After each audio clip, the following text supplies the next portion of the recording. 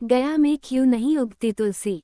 वाल्मीकि रामायण के मुताबिक वनवास के दौरान भगवान राम, लक्ष्मण और माता सीता पितृपक्ष में श्राद्ध करने के लिए बिहार के गया धाम पहुँचे। वहां ब्राह्मण ने भगवान श्री राम और लक्ष्मण को श्राद्ध कर्म के लिए आवश्यक सामग्री जुटाने के लिए कहा। इस पर भगवान राम व लक्ष्मण नगर की ओर सामान लाने के लिए निकल पड़े। ब्राह्मण देव ने माता सीता से आग्रह किया कि पिंडदान का समय निकलता जा रहा है।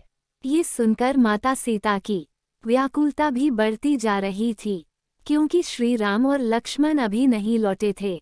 इसी दौरान दशरथ जी की आत्मा ने उन्हें आभास कराया कि पिंडदान का समय बीता जा रहा है। ये जानकर माता सीता असमंजस में पड़ गईं। तब माता सीता ने समय के महत्व को समझते हुए ये निर्णय लिया कि वह स्वयं अपने ससुर राजा दशरथ का पिंडदान करेगी। उन्होंने फल्गु नदी के साथ साथ वट वृक्ष, कौवा, तुलसी, ब्राह्मण व गाय को साक्षी मानकर स्वर्गीय राजा दशरथ का पिंडदान विधि विधान के साथ किया। इस क्रिया के उपरांत जैसे ही उन्होंने हाथ जोड़कर प्रार्थना की तो राजा दशरथ ने माता सीता का पिंडदान स्वीकार कर लिया।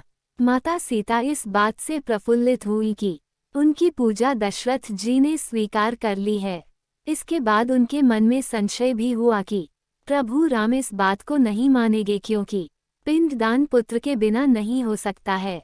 थोड़ी देर बाद भगवान राम और लक्ष्मण सामग्री लेकर आए और पिंडदान के विषय में पूछा।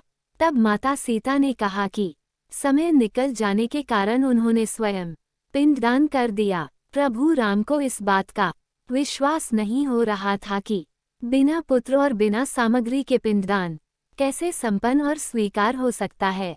इसके बाद माता सीता ने कहा कि वहां उपस्थित फल्गु नदी, तुलसी, कौवा, गाय, वट वृक्ष और ब्राह्मण श्राद्ध कर्म की गवाही दे सकते हैं।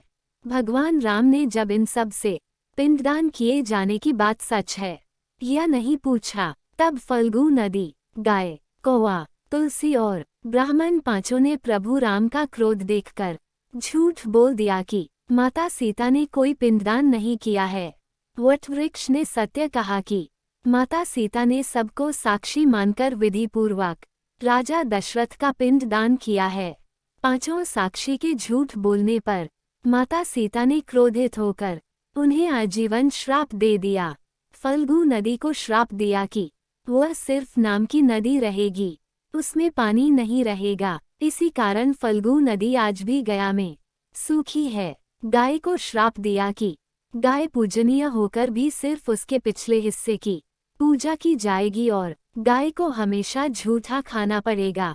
आज भी हिंदू धर्म में गाय के सिर्फ पिछले हिस्से की पूजा की जाती है। माता सीता ने ब्राह्मण को कभी भी संतुष्ट न होने और कितना भी मिले उसकी दरिद्रता हमेशा बनी रहेगी का श्राप दिया। इसी कारण ब्राह्मण कभी दान दक्षिणा के बाद भी संतुष्ट नहीं होते हैं। माता सीता ने तुलसी को श्राप दिया कि वह कभी भी गया की मिट्टी में नहीं उगेगी। यह आज तक सत्य है कि गया की मिट्टी में तुलसी नहीं फलती और कौवे को कहा कि उसका अकेले खाने से कभी पेट नहीं भरेगा और आकस्मिक मृत्यु होगी। माता सीता ने जहां इन पांचों को श्राप दिया, वहीं सच बोलने पर वट वृक्ष को आशीर्वाद दिया कि उसे लंबी आयु प्राप्त होगी, वह दूसरों को छाया प्रदान करेगा। पतिव्रता स्त्री उनका स्मरण करके अपने पति के दीर्घायु की कामना करेगी। दोस्तों, अगर कहानी पसंद आए तो वीडियो को लाइक और चैनल को सब्सक्राइब अवश्य करें। धन्यवाद।